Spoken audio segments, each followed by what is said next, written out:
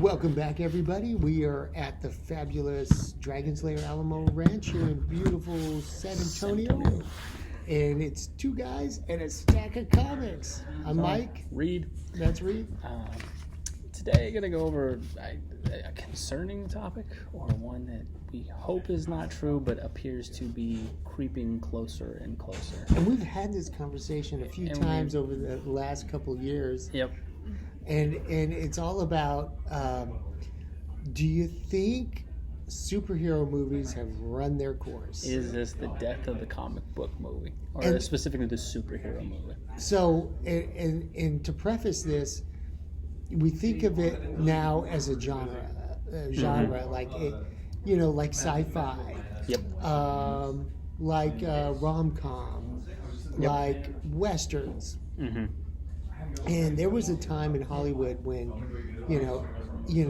8 out of 10 pictures being made were westerns. Yep. And, maybe like 7 years ago, it was probably something similar in Hollywood with comic book movies.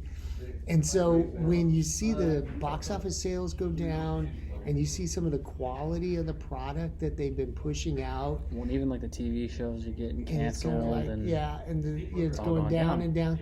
And then so, for me, I always look back to the Westerns and I was like, well, how, I started thinking about this a few years ago, like how long did the Westerns last? And when Reed and I were talking about it, we probably had a good, 20, 25 years of what they call the golden age of Westerns. And now, if you calculate, like, when did superhero movies start? 2002? About 2002. With really, Spider-Man. like Spider-Man blew it up. So now we're on like 21 years of superhero movies. Maybe there was a few before that, but yeah. So like, is the public at large really getting tired? It's weird in that I think, for me what was interesting is I was kind of on the no, it's not happening thing for a while. It was really when I started seeing movies that I thought were good and that even audience scores are good and they're not making money. And we talked about Blue Beetle last week as a movie. And yeah, he's like a D-list, C-list tier character, but the movie actually has pretty good reviews. Great movie. And it bombed. Like acted. It's not making money. It's story. It's not going to make. It's barely going to make back its budget, and because they don't even get all the revenue from that, it's probably going to end up losing money. You look at the fact that in this year alone, 2023, Shazam 2, Fury of the Gods bombed at the box office. The Flash bombed. Blue Beetle bombed. You go back to last year, 2022, Black Adam, it made a decent chunk of change, but still didn't make a profit. Ant-Man and the Wasp this year in 2023, even the mighty Marvel Cinematic Universe put a bomb out there. And you go back basically since the pandemic, Eternals didn't make a lot of money, probably lost money.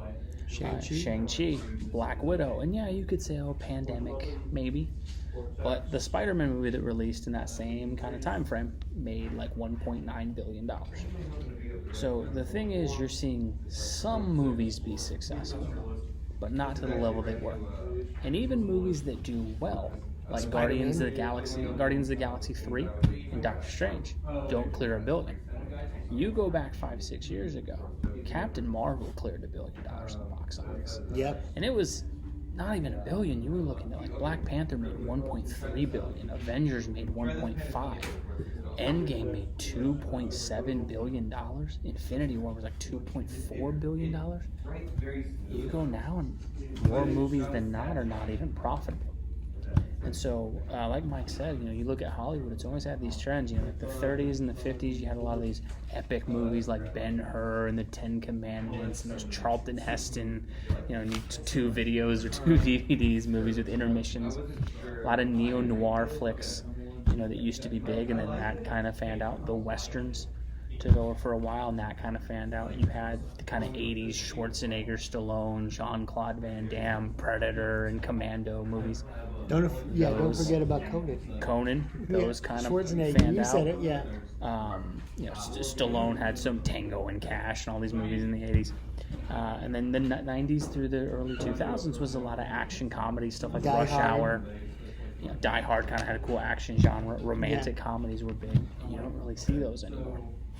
And so superhero movies took over, but it looks like it may be cyclical, kind of like all those other genres, where they'll never completely go away. I imagine, we'll always get a Batman movie every couple years. Always get Spider-Man. Superman.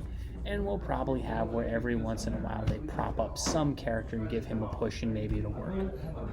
But I think the heyday is peaked. I think we're on the we've downhill peaked. slide.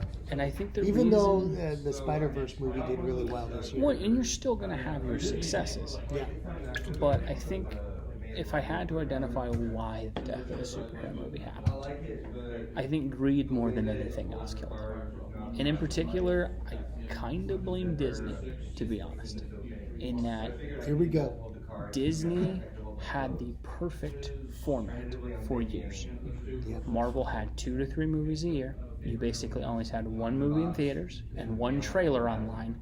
So you were talking about the movie that happened and the trailer of what was going to happen. And then they got into streaming. And it became, how many TV series can we have? And the Marvel Cinematic Universe went from this very easily digestible thing of every couple months you run to the theater, you get the next chapter in the book you're watching, to all of a sudden, here's a 6-issue or 6-episode series about a character no one cares about that's going to be on Disney Plus, that you have to get a special streaming service to have, that airs once a week. You got to track it for 6 weeks, and it has a lower budget. And I think that greed kind of killed it, because you could tell there's stuff that Disney's done where, we're saving that for Disney Plus. We're saving that for this event, instead of just telling the best story. Yeah, I think the storytelling has suffered, and I think and I think audiences are getting a little burnt out of and it costs a lot of money to go to the movies. If you got more than one kid, it's $60 to get in the door. Yeah, and then you got the popcorn, and I mean, it's not cheap. So you're going to save your movie dollars, and inflation is high right now. It was really high last year. Mm-hmm. And, you're going to save your dollars for Spider-Man. Because all the kids are going to like the Spider-Man, whereas only one kid might like the Batman movie. When I look at, I'm about as big a comic book geek as you can get. I go to the store every Wednesday and spend $20 to $40 every week on comics. There's 2 or 3 superhero movies this year. It's just like, nah, man, I'm not gonna make the trip to the theaters. I'll wait for streaming. I really liked the first Shazam. I currently read the Shazam comic book. I didn't go to the theaters to see Shazam. I'm not going to spend $85 to go see Shazam 2. I went to see it. I was like, what, The Flash is coming out, and I want to see Michael Keaton, and, my son really wanted to see Blue Beetle, so it was like, I guess we're saving for that. But yeah, $100-something to go see a mid-tier superhero movie, it's hard to justify it anymore. And I think the other thing that killed the interest is the streaming ability of the movies. When I know Shazam is going to be on Max or HBO Max or whatever it's being called now, 40 days after it comes out, okay, I don't need to go see it immediately. Yeah. I can just wait for the application that I have that I pay $10 a month for and just watch it there. Yeah, because the streaming just really killed the theatrical incentive to go see it. And I know that was a big part of why The Flash didn't do so well. I knew several people that said, wait till it comes out on streaming. I'm like, but if you don't go see it, there might not ever be another Flash movie. When you really look at it, the turnaround time is so little now. Yeah. The Flash came out in mid-June, I think. It was in June or May? May or June? June. It was mid-June. It's September. It's already on streaming. Yeah. Wait 2 months. And again, if you don't have... This is the other part, I think. Marvel used to have a very linear story where you felt like you didn't want to miss a chapter. Because, I may be really, really interested in the Thor movie that's coming out and not so interested in the Captain Marvel movie. But I don't want to miss something that might pop up in Thor by skipping Captain Marvel, so I'll go see it. Yeah. Right. And I know those didn't come out in that order, but just for an example. Right. Because they're not connected anymore, I don't really care if I don't go see Shang-Chi. I can wait 3 months for streaming. But also, I'm not so sure that they could create that magic again that became, Endgame. I just don't know if you could recreate that because, DC tried. Well, I think it's one of the things where, much like Mike brought up Westerns, at a certain point, Westerns had told every Western story. The lone drifter is going to walk into town. There's going to be a problem. He's not going to be very friendly, but he's going to help. The sheriff's out. The sheriff will be inept or corrupt or dead. Yeah. There'll be some army captain with some corrupt soldiers who come in, and you've seen the plot, right? Once you've had 20 different Clint Eastwood movies, and once Clint Eastwood's done doing Westerns, and that's the other thing is, once Downey Jr. and Chris Evans and Christian Bale and a lot of the bigger ones that got people to put their butts in the seats in the theater originally were done, you kind of look and you're like, well, where are you going to go? It's not as likable a character played by not as likable an actor and not as relevant to movie. And you've already seen this story. And, I saw a lot of that with Blue Beetle. I thought the plot was really kind of invented because of the fact that they had a family. But there's so many people that I saw watch it or review it and like, it kind of felt like Iron Man mixed with Spider-Man. Kind of felt like Iron Man mixed with... It was like Iron Man mixed with Venom or stuff like that. It's like... In all honesty, there are a lot of elements now where because the storytelling is not creative enough, it does feel a little bit generic. It feels too safe. And I don't know how they fix it at this point. I think that's the hard part of this is, as a comic book fan, what's interesting is obviously since I go to the store and buy these things every week, I'm used to kind of seeing the same adventures, but the characters always bring me back. The movies at the worst possible time kind of decided character arcs weren't important, and it's all about the spectacle. Yeah. And you're never going to recreate the spectacle. That end game fight scene with 1 million heroes running and punching stuff, you're not going to get that again. Yeah, I think it definitely peaked at that point, and I always felt like DC was trying to chase that. They never really could capture that lightning. And now here we are. Who knows what's going to happen with the DCU, and Marvel has gotten so watered down due to all the streaming. I don't know what's going to happen, and I kind of feel like it's peaked, and we're on the downhill slide of the superhero movie. I mean, 6 years ago, 7 years ago, it probably seemed like there was no end, right? Yeah. But yeah, and I think the TV show, again, it's where greed I think killed it. You have a lot of characters who got explored on TV. Yeah. That never made it to the big screen. And Mike and I talked about this, and I know it's painful to keep bringing up the movie form, but DC knew The Flash was going to be a movie. It was announced in 2013. Yeah. And then he cameoed in Batman vs. Superman in 2016. Yeah. So you knew this was coming. Oh, yeah. But they still had a Flash TV show running at the same time. What you end up doing is you end up creating unnecessary competition for your material. Right. Because at the same time you're seeing Ezra Miller play the Flash, you have Grant Gustin playing the Flash. And in all honesty, you've created your own competition where, if you're like me and I've seen the Flash on TV for 5 years or 6 years before Ezra Miller's even in a serious role, it's like, well, he's not as good as the guy on TV. And it's the same thing when you just keep having too many avenues that it goes down, too many things getting explored. Mike and I talked about this a lot with the DC. The Arrowverse used to have all these shows, and it was like, well, you can't have Batman, you can't have Superman, you can't have Wonder Woman. Why? It was kind of like the rule. But you can reference Batman all the time. And you can have a show take place in Gotham, and you can have the Bruce Wayne's dead, but you just can't show Batman. And Superman made no sense because for years it was like, well, you can't use Superman, and then it's like, just the heck with it, we're giving Superman a CW TV show. Yeah. And it became again where it didn't serve either side well. Because the TV shows always felt cheap because, okay, it's Justice League without the main trinity of DC Comics.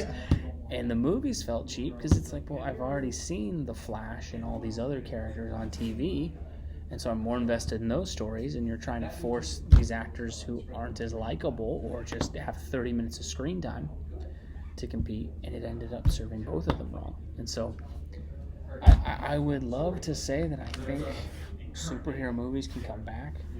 I hope there's someone smarter than me sitting around who can make that happen. James Gunn? Maybe James Gunn's a genius. I mean, he did make a raccoon in a tree, like household names, so maybe he can pull it off. You know, I think, like you said, that there'll always be, you know, it'll probably go back to the before times, where every few years you'll get a good one that'll come out. It'll probably be Batman and Spider-Man. Yep. But I think gone are the days where you're going to see a Daredevil movie or... yeah. No, I don't think there's any more Shazam movies coming. Unfortunately, we Black probably Adam won't see another like Blue Beetle movie, although I really love that one. That character was very heartwarming, and I would have loved to see another one. And it just stinks for movies like that where, you know, if Blue Beetle came out 5 years ago, it probably makes $500-$700 million at the box office. Oh, yeah. But because it comes out now, it's like, this is a bomb. And again, it's one of those things where maybe they just take a step away for a bit and kind of let the greed that ran this into the ground go and get some... And I think another thing, too, you look at the early MCU, what succeeded was a lot of them were comic book writers, and the plots were inspired by comic books. Yeah, they took them right out of the pages. Where Hollywood has gotten in trouble is they're kind of making their own material up at this point. They're taking the characters and then Hollywoodizing them. And what you end up doing is you make no one happy. Because the comic book geeks, me and Mike, the hardcore guys, go to the theater and they're like, I don't even recognize this character. Yeah. And I'm kind of angry that I'm not seeing the character I like. And then the movies aren't popular enough that the general audience you're chasing isn't happy either. Yeah. And so you just end up having where your hardcore base, who should be your ambassadors, going out telling you how great these movies are and jumping online and talking about how fantastic it is, are mad. And then your general audience has moved on to other things. It's just, it'll be really interesting to see what they do. I hope someone smarter than I am can sit down and figure out a way back, because I really do hate that it could be over. But it certainly looks like we are at the end, maybe not completely. And I don't say comic book movie, I think the superhero movie. Comic books have expanded into so many different genres now. I'm sure stuff based on comic books, the indie books and stuff like that. And there's unexplored characters who, you know, are truly different. That's the other really cool thing about it is like what's happening in indie comics is so amazing, and the stories are so broad and expansive. You know, the subject matter. They're pulling great movies out of comic books all the time. And I think that should be the superhero. inspiration for some of these superhero stories. Is the reason some of these indies are working is the creators are fully invested in that story. You're so good. Where it feels like DC and Marvel, even in the books, which I still think are pretty good at times, it kind of feels like they're on autopilot, and they just sort of have not a whole lot of passion behind it. I think that's really evident in the movies. And so hopefully there's a slowdown. Maybe they take a year or two, figure some things out. But really, really sad to see. But let us know what you think in the comments below. Do you think this is the end of the superhero film? Is this the end? Do you think that we've seen it peak? Do you think there's a way to save it? Let us know what you think below. And thanks as always for joining us. Thanks.